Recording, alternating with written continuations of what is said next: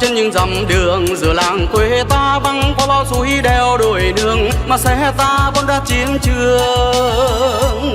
Chào em cô gái lam hồng, giữa tiếng bốm gao đàn dối vẫn nghe vang vang câu hò trên đường. Niềm vui lớn to lan trên quê ta, đi thông đường để những chuyến xe ta băng băng qua. Hồng Linh ơi, đỉnh cao mây vơn đã cùng em từng những đêm thức tròn, nối tiếp những mạch đường quê nhà, đường rộn ràng những chuyến xe qua. Tình nghĩa quê em sáng tỏ như ánh trăng đêm rằm, tiền phương tay lái mang tình em đạm đạm.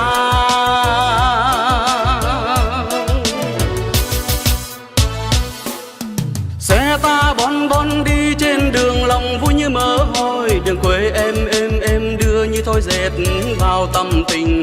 Lưng lờ đèn giặc roi lửa soi để em đi thông đường. Kia gà rừng vằng gáy cuối nương, vượt đèo ngang nào bạn ơi, tay lái ta dồn lên lời ca. Thời cô gái trên đất lam hồng, mỗi dặm xe qua lòng em cùng thấu tỏ. Dù sen cháy đêm cháy ngày, cùng chẳng bằng tình nghĩa em vì miền Nam bao yêu thương.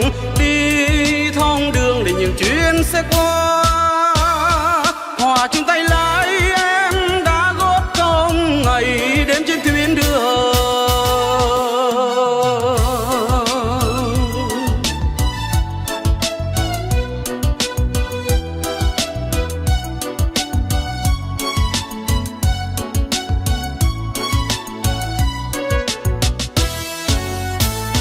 Xe ta bon trên những dặm đường giữa làng quê ta, băng qua bao suối đeo đồi nương mà xe ta vẫn đã chiến trường.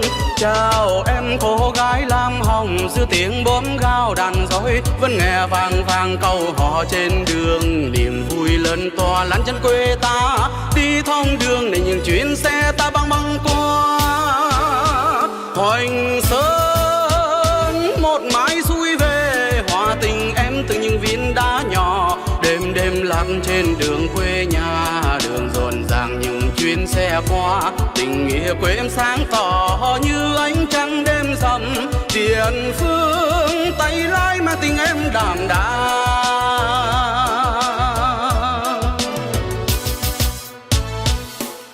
Xe ta bon bon đi trên đường, tiền phương đang vẫy gọi. Hơi quê hương bao thân yêu cho ta gửi lời tâm tình.